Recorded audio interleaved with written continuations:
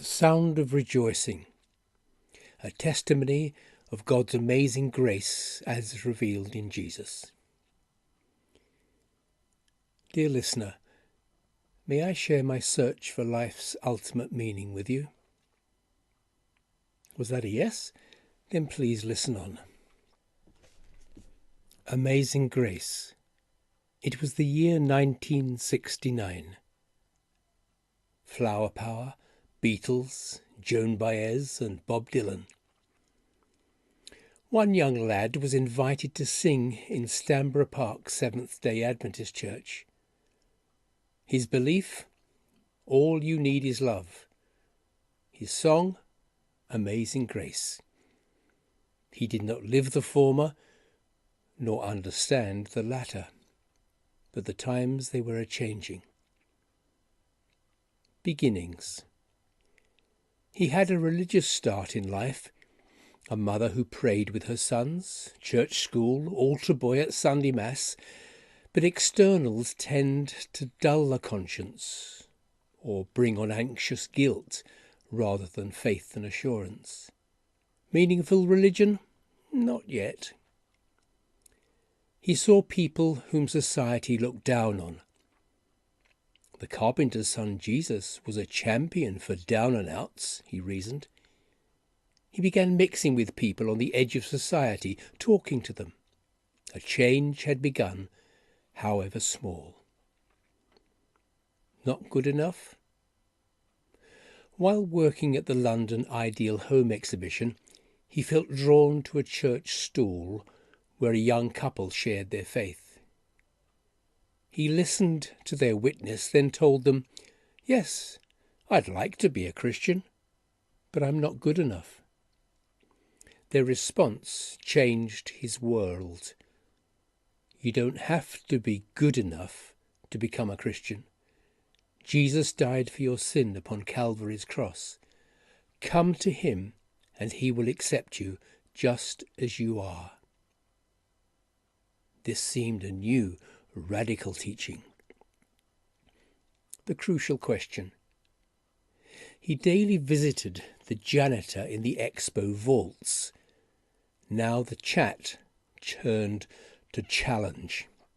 "John, what do you think of Jesus Christ?"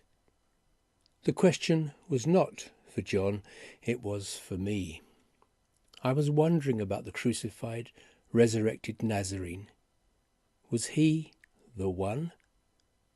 And if so, was I ready to follow? God's answer. Even as I was asking, God's Holy Spirit was answering. He took away my doubt and gave me an inner conviction. Follow Jesus. The Lord Jesus was crucified and rose again, that I might die to self and live for him. God grants new life to anyone who accepts Jesus as Saviour and Lord. My heart was singing as never before. The gospel was so clear. If you confess with your mouth the Lord Jesus and believe in your heart that God raised him from the dead, you will be saved. Paul's letter to the Romans, chapter 10, verse 9. This good news spoke of the Father's deep love for and acceptance of me.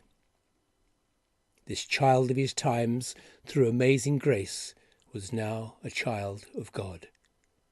The past faded into history. The future became one glorious eternity. Highs and lows. I attended Newbold College, Binfield, Berkshire, and graduated with a theology degree. I wanted to win the world for Jesus, but an enemy had other plans. I made a rash emotional choice that led to many years of personal despair. In time, my faith rekindled, and I began nursing studies in Sweden. I left 1 year before the qualifying exam to accept work in my local church.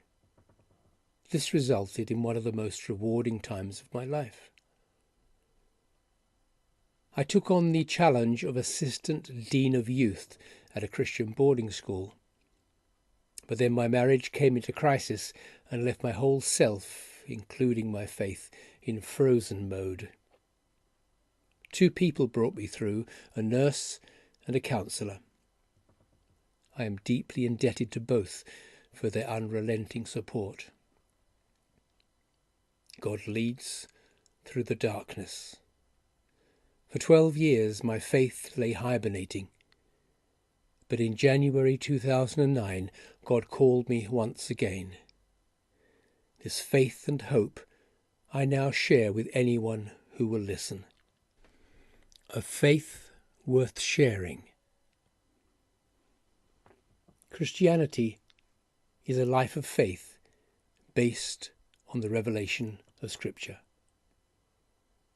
While some prefer logic and fact, reason and science have their own limitations, for we all use a measure of faith as we try to understand the complexity of life. Jesus Christ calls for total submission of your life to his will. The result is not slavery, but the greatest freedom humans can know, peace with God. The sound of rejoicing. Picture your life as a collection of songs. Now listen. Some rhythms may seem earthy, while you discover melodies that are truly sacred in nature.